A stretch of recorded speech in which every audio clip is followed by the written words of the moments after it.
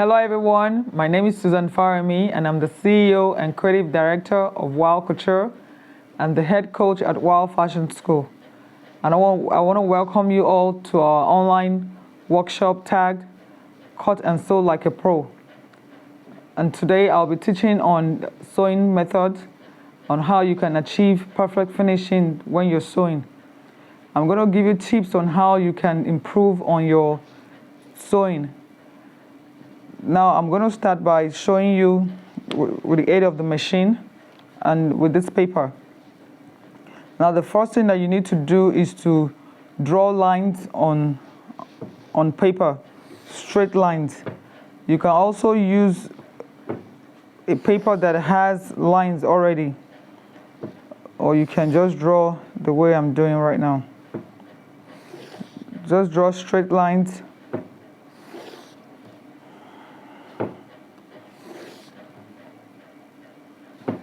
Now this is one of the methods that can help you sew neatly. Then also draw curved lines. These lines will help you when you're sewing bust area or any curved shape or necklines, round neck and the likes. So you need your curved lines. Then you also need to draw zigzag lines. This will help you when you're doing like V-necks, sewing edges. It will help you a whole lot.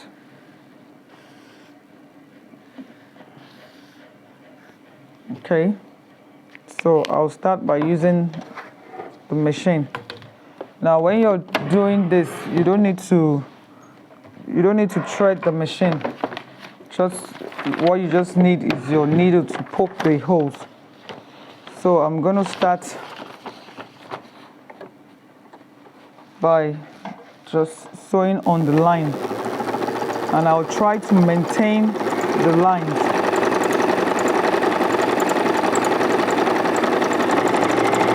So no matter how fast I go, I'm on the line. So you practice this for like a week, and you find out that your sewing will be improved by like 100%, a 90% fair chance.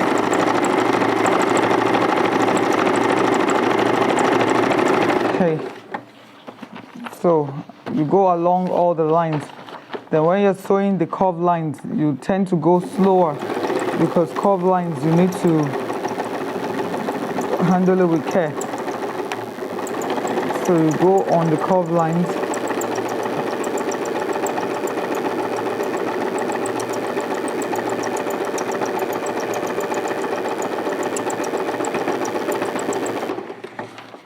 Then for the zigzag line, especially when you're doing V-necks and all that, when you're sewing, when you get to the point, lower your needle, raise your presser foot and turn, and continue sewing. When you get to the point, lower your needle, raise the presser foot, turn, and continue sewing.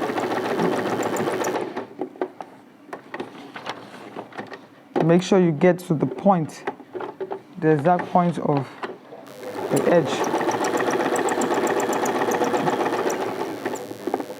Now you do this on a continuous process. You can draw all your lines straight on each paper.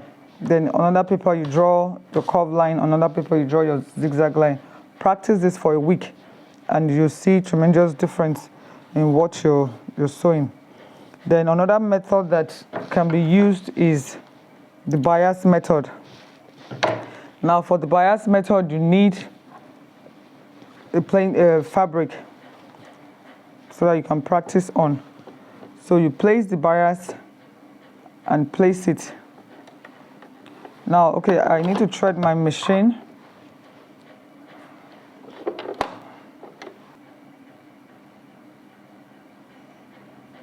Another method that you can use is the bias method. Now, what you need to do is to get a bias strip. It's just like a cotton-like fabric that is cut into bias. You can get it from the market. So what you need to do is to get a plain fabric and the bias. So what you need to do is to try and sew at the tip of the bias.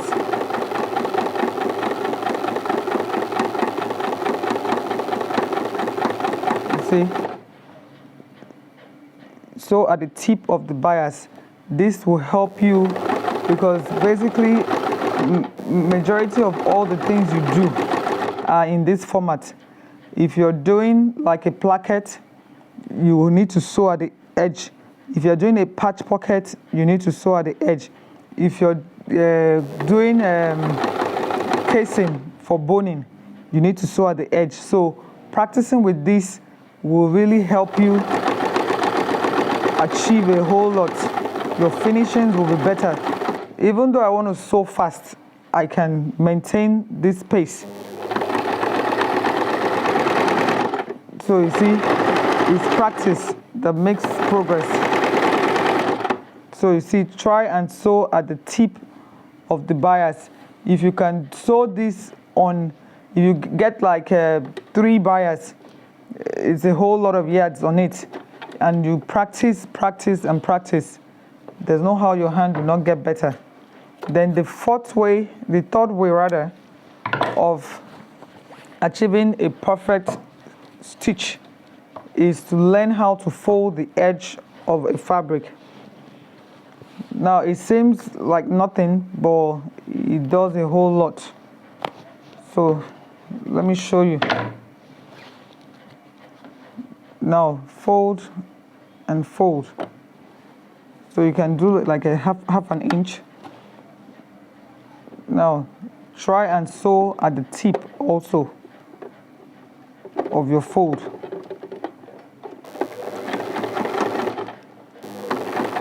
Now see, I'll be holding the back of this, also makes it relax better. So try and fold it and sew at the tip of it. You see? So this one will help you also while you do your pocket, while you do your placket, while you sew bias, like cordon design. Also creating your casing, because you need finishing of sort to do that. Or just folding the hem of your dresses. So continue this process. If you do it for a week, your sewing skills will improve tremendously.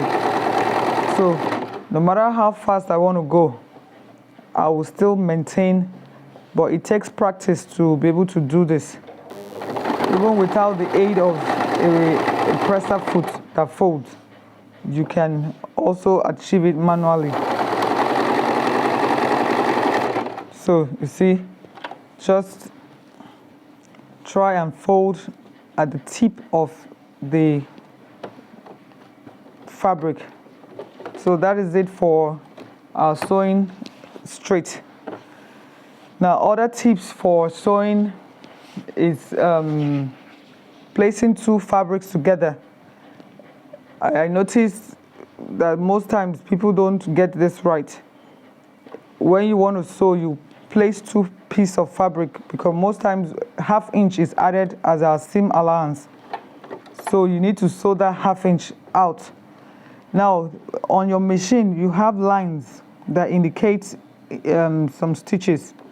Now you have 1/8, 3/8, ½ inch, and 1 inch. I think 1 inch is the maximum mark that you see. So what you need to do is to place, you can chalk, and you can also, if you know how to gauge your ½ inch, you can also do that. Now sometimes if you want to sew and you need the 2 edges to meet, the first thing that you need to do is to place your fabric, lower your needle lower the needle on the fabric first before you bring down your presser foot, because sometimes if you put your presser foot down before you start sewing, one might shift, and that is not what you want. So you do that method by lowering your needle before bringing down the presser foot. Then while you sew, you need to make sure, because you're not sewing it down, you need to raise it up, place it down, and place back the up on it. Then you start sewing. And sometimes the machine also has a tendency of pushing the upper fabric towards you and collapsing the other one. So in order for you not to have that finishing, you need to pull the down one and secure. You hold it like this. What I'm doing, I'm holding with one finger, place the other one, and I'm holding the other one, the upper fabric. Then I can sew and use my other hand to pull the back, because sometimes there's some machines that as you sew, it's modeling up. So you need to use the other hand to stretch out while you sew. You see, I've already secured this, and especially when you have cut something and you knew that it was same length. Sometimes when you sew, you find that one is longer to even up to an inch, and you'll be wondering what happened. I cut it the same. What you need to do, sometimes you need to secure it with pins. You can pin the beginning and the end of what you want to sew, pin the middle, and start sewing. At least it will secure it. So you continue. You see before I iron, my stitches are already straight. I've sewn my 1/2 inch. My stitches are straight, because there's some machine, if you don't hold the back and you sew, you find that the stitches are muddled up. Then you have to start stretching, and in the process of doing that, your thread will cut along the line. So you need to master this also, because this is what gives you perfect finishing. Take out the 1/2 inch that was added, or whatever inches that you added as your seam allowance. So this is another method. And other sewing techniques are notching. Notching while you sew. Okay, let me cut something out so that we can see what I mean. Now, assuming you're doing a neckline, probably a round neck. Let me just cut around for my neck. Assuming this is my neck.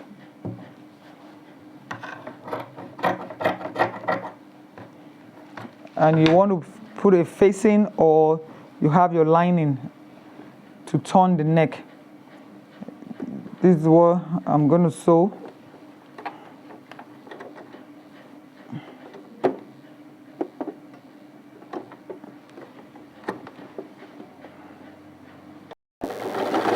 So you can also pin the beginning and the end with the plus the middle, so that you can achieve equal heights when you finish. So let's say I've sewn my neck round.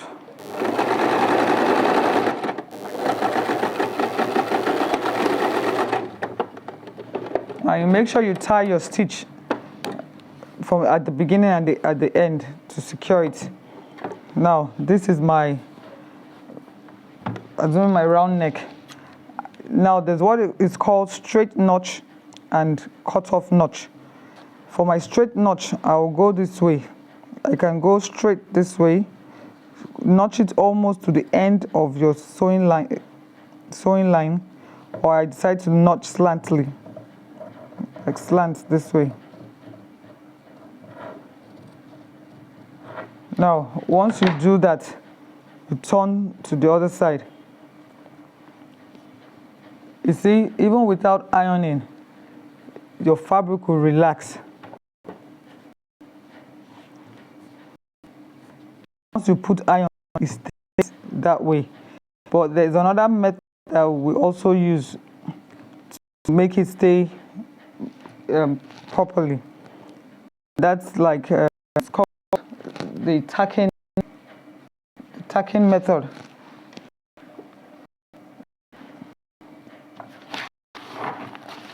You have to use a needle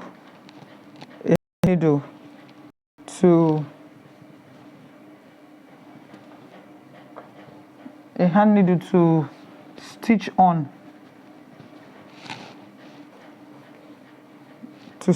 it. So you just use tacking stitch to,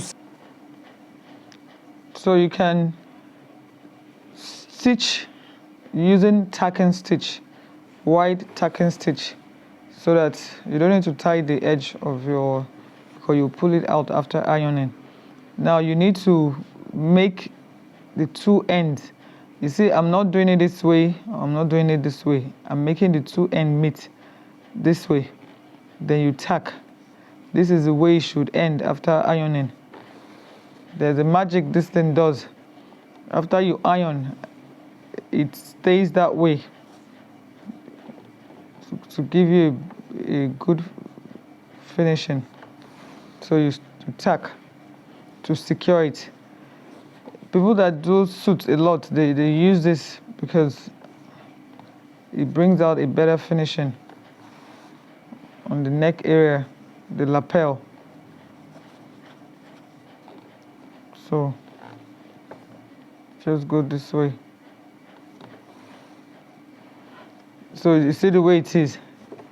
Once you iron it, then you just pull out the thread. It stays secured. Then other process of achieving good finishing is ironing. Ironing does a whole lot. After you've done your sewing, it brings out the perfect look after you have ironed. And also cutting off thread while you sew makes your work neat. I see a lot of people will sew all the thread that is on the dress. It makes it look tacky, and you don't do that. You always cut off all the threads that is hanging on the outfit. Then finally, you need to practice and practice until you see your desired result on your sewing skill. For a customer to appreciate your work, they have to see a good finishing first. That's why sometimes some people come into your store, they're like, can I see what you have made? The reason why they're asking that is the packaging alone is not convincing enough. They want to see, can I they look in the inside, and okay, if they're satisfied, they continue to proceed to give you their job to do. But if they're not satisfied by that one that you've shown to them, you cannot gain a customer. So you must, and you have to practice. And if you already have an established business, you can also train your staff to learn, because I also do it. Anybody that comes for work, I'll just tell you, sew a straight line. Just fold the edge of this fabric, and just seeing that, I can tell how your finished product can look like. You don't need to tell me that you're a smart person. Only seeing your stitch tells me what is in your head. So you can also train your staff on these methods that will help in better finishing. Then also we have, I forgot to talk about that, notching, the notch off method. Now this is what you do. If you sew like an angle, for example, now you sew an angle. Now this is what you just need to do, is to notch off, notch the excess fabric on that area off. Then you turn. Once you turn, you'll be able to achieve a straight edge. See what it looks like. But when you don't notch and you turn, you have lots of fabric there that won't give you the finishing that you want. So that is for the cut-off notch. So all that being said, I believe you'll be able to practice and build up on your sewing skills. And as you go along with practice, you become better. Thank you for joining us. I'll see you in the next class.